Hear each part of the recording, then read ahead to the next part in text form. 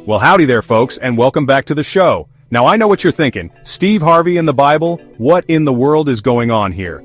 Well, let me tell you, I'm here for my good friend Sue, who's got a real humdinger of a quiz for you today.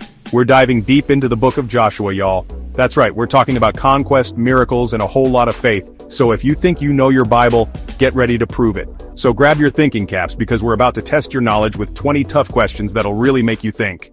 Are you ready? Let's jump in. Alright, contestants, first question, right out the gate. Joshua chapter 1 verse 3 tells us about God promising the land to Joshua. But here's the curveball. Which of these places was not part of that promise? Was it A, the Negev, B, the wilderness of Zin, C, the hill country, or D, the Arabah? The answer is B, the wilderness of Zin. That's right, the wilderness of Zin wasn't included in the promised land. Next up, we're talking about a city that's famous for its walls, Jericho. Now, this ain't no ordinary demolition, folks. The question is, how many days did the Israelites march around Jericho before those walls came crashing down? Was it A, 3 days, B, 7 days, C, 10 days, or D, a whole month? Pause for 15 seconds. And the answer is B, 7 days. The Israelites marched around Jericho for 7 days, and on that 7th day, those walls came tumbling down. Now, you know I love a good story with a little intrigue, and this next question has got it in spades. We're talking about Rahab, the lady who hid the Israelite spies in Jericho. But where exactly did she hide them? Was it A, in her basement, B, on her roof, C, in a secret room, or D, disguised as pottery? Pause for 15 seconds. The answer is B, on her roof. That's right, she hid those spies under stalks of flax on her roof. Now, even the Israelites had their slip-ups, and this next question is about one of them. Why did they initially fail to conquer the city of Ai? Was it A, they underestimated their enemies, B, they broke God's command by taking plunder, C, they got lost on the way to the battle, or D, they ran out of food and supplies? The answer is B, they broke God's command by taking plunder. That's right, they got a little greedy and disobeyed God's orders. Remember, folks, obedience is key. Every good leader needs a strong right-hand man, and Joshua was no exception. So, tell me, which tribe did Joshua hail from? Was it A, Judah, B, Ephraim, C, Benjamin, or D, Levi? And the tribe is B, Ephraim. That's right, Joshua was from the tribe of Ephraim. They were known for their strength and their loyalty. Now, we're getting into the really miraculous stuff, folks.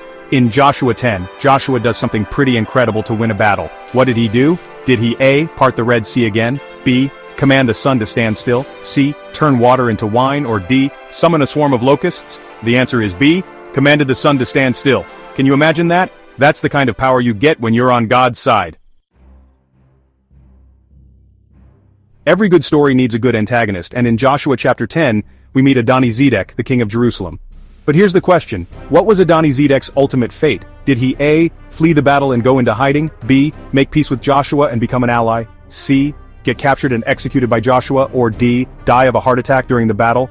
The answer is C, get captured and executed by Joshua. That's right, Adoni-Zedek learned the hard way that you don't mess with the chosen people. Joshua was a conquering kind of guy, and he racked up quite a few victories in his day. But how many kings did he defeat in total? Was it A, 12, B, 31, C, 50, or D, a whopping 100? The answer is B, 31. That's right, 31 kings went down in defeat against Joshua. After all those conquests, it was time to divide up the land among the tribes of Israel. But here's the catch. Which of these territories was not part of the land Joshua distributed? Was it A, Canaan, B, Gilead, C, Bashan, or D, Moab? The answer is D, Moab. That's right, Moab was not included in the land division. So who took up the mantle after he was gone? Who became the next leader of Israel? Was it A, Caleb, B, Eleazar, C, Phinehas, or D, Gideon? And the next leader is B, Eleazar. That's right, Eleazar, the high priest, stepped up to lead the Israelites after Joshua's death. Joshua said, "As for me and my house, we will serve the Lord." But to whom did he say these powerful words? Was it A, his own family, B, Moses, C, the people of Israel, or D, a group of visiting dignitaries? The answer is C, the people of Israel. That's right, Joshua was rallying his people, reminding them that their allegiance belonged to God. But which of these cities was not one of those safe havens? Was it A, Kadesh, B, Shechem, C, Hebron, or D, Jericho? The answer is D, Jericho. That's right, Jericho, despite its famous walls, was not a city of refuge. What did the Reubenites, Gadites, and half-tribe of Manasseh pledge to Joshua? Was it A, they would provide military support in the conquest of Canaan, B, they would send a portion of their crops as tribute, C, they would build a temple in Joshua's honor, or D, they would name their firstborn sons after him? The answer is A, they would provide military support in the conquest of Canaan. That's right, they promised to stand by their fellow Israelites in battle. What happened in the valley of Achor?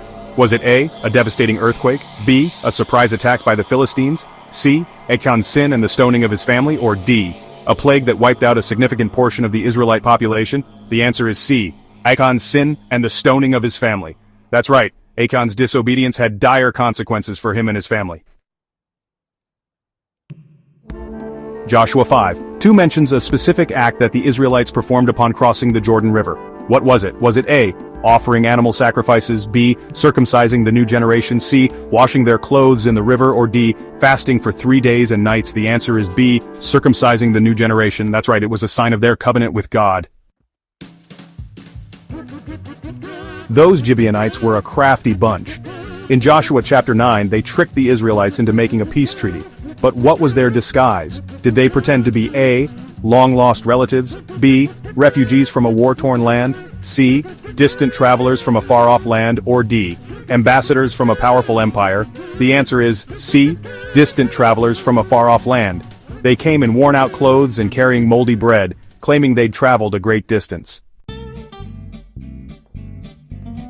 Every good leader needs a wise spiritual advisor, and Joshua had Eleazar the high priest by his side. But what was Eleazar's lineage? Who was his father? Was it A, Aaron, B, Moses, C, Ithamar, or D, Phinehas? The answer is A, Aaron. That's right, Eleazar was following in his father's footsteps, serving as high priest for the Israelites. Joshua's conquest of Canaan was a sweeping one, but not every city was destroyed. Which of these cities was spared from the sword? Was it A, Ai, B, Hazor, C, Lachish, or D, Bethlehem? The answer is D, Bethlehem. That's right, Bethlehem, the future birthplace of Jesus, was not destroyed by Joshua's army. The book of Joshua doesn't end with Joshua's death.